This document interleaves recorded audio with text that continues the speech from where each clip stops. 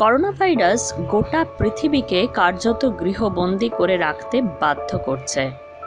কিন্তু সঠিক সময়ে সংযোগ এড়াতে না পারলে সত্যিই যে গোটা বিশ্ব একদিন হয়ে উঠবে মৃত্যুপুরী, সে বিষয়ে কোনো সন্দেহ নেই।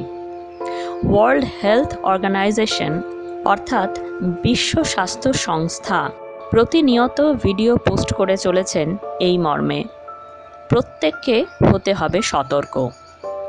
এই সতর্কতা ঠিক সময়ে না থাকার জন্য গোটা ইতালি আজকে হয়ে উঠেছে মৃত্যুপুরী। গোটা ইতালি পুরোপুরি গৃহবন্দী করে রাখা হয়েছে জনসাধারণকে। কিন্তু কিভাবে ঘটল এই ঘটনা? ইতালির স্বাস্থ্য সচেতন দপ্তর থেকে একটি ভিডিও পোস্ট করা হয়েছে। সেখানে দেখানো হয়েছে কিভাবে করোনা চক্রবৃদ্ধি হারে বর্ধিত হয়, কিভাবে সংযোগের মাধ্যমে অর্থাৎ স্পর্শের মাধ্যমে এক ব্যক্তি থেকে অন্য ব্যক্তিতে ছড়িয়ে যাচ্ছে করোনার মতো মারাত্মক ভাইরাস। দেখুন সেই ভিডিও। ইটালিতে 30শে জানুয়ারি প্রথম দুটি করোনা ভাইরাসের কেস রিপোর্টেড হয়, অর্থাৎ মাত্র 2 জন এফেক্টেড হয়েছিল 30শে জানুয়ারি। তারপর 21শে ফেব্রুয়ারি আরও 4টি কেস অর্থাৎ আরও 4 জন করোনা ভাইরাস রোগী চিহ্নিত হয়।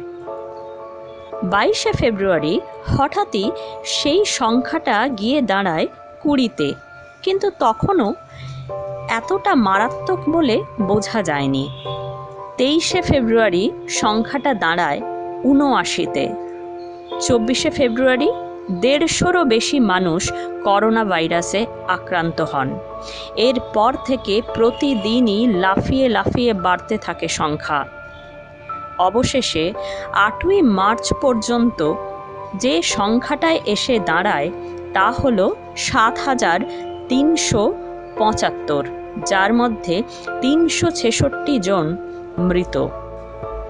ঠিক সেই সময়েই ইতালীয় সরকার উত্তর ইতালিতে পুরোপুরি লকডাউন করে দেন। তারপর অর্থাৎ 9 মার্চ সারা দেশ জুড়ে লকডাউন ঘোষণা করা হয়, অর্থাৎ সব দেশবাসীকে ঘরের ভেতরেই থাকতে বলা হয় নিজেদের প্রাণ রক্ষার স্বার্থে এবং করোনা ভাইরাস যাতে আর ছড়িয়ে না পড়ে সেই জন্যেই।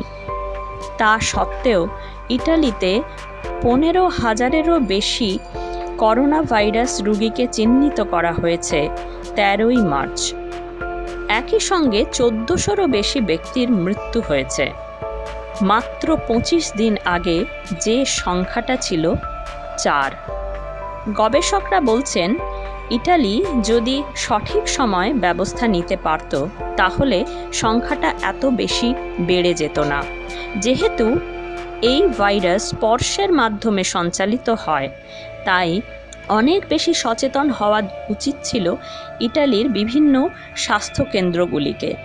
চায়নার পর পুরোপুরি এপিডেমিকের আকার নিয়েছে ইটালিতে এবং ইউরোপের বিভিন্ন দেশে একই ঘটনা ঘটতে চলেছে বলে সতর্ক করেছে ওয়ার্ল্ড হেলথ অর্গানাইজেশন। ইটালিতে এখন ভাইরাসের 3য় স্টেজ চলছে। ইউরোপ এবং ইউএসএতে এখন চলছে 2য় স্টেজ।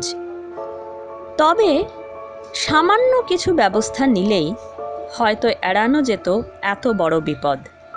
যে ব্যবস্থার মধ্যে পড়ে প্রথমেই হাত ভালো করে ধোয়া সাবান জল দিয়ে বা হ্যান্ড ওয়াশ দিয়ে।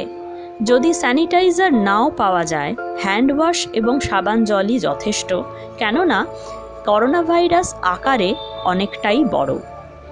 যারা ভাবছেন যে ভারতের মতো উষ্ণ তাপমাত্রায় করোনা ভাইরাস বেঁচে থাকতে পারবে না, তাদের উদ্দেশ্যে জানানো ওয়ার্ল্ড হেলথ অর্গানাইজেশনের ওয়েবসাইটে স্পষ্টভাবেই জানানো রয়েছে যে হট অ্যান্ড হিউমিড অর্থাৎ উষ্ণ এবং আর্দ্র আবহাওয়ায় করোনা ভাইরাস বেঁচে থাকতে এবং ট্রান্সমিটেড হতে পারে।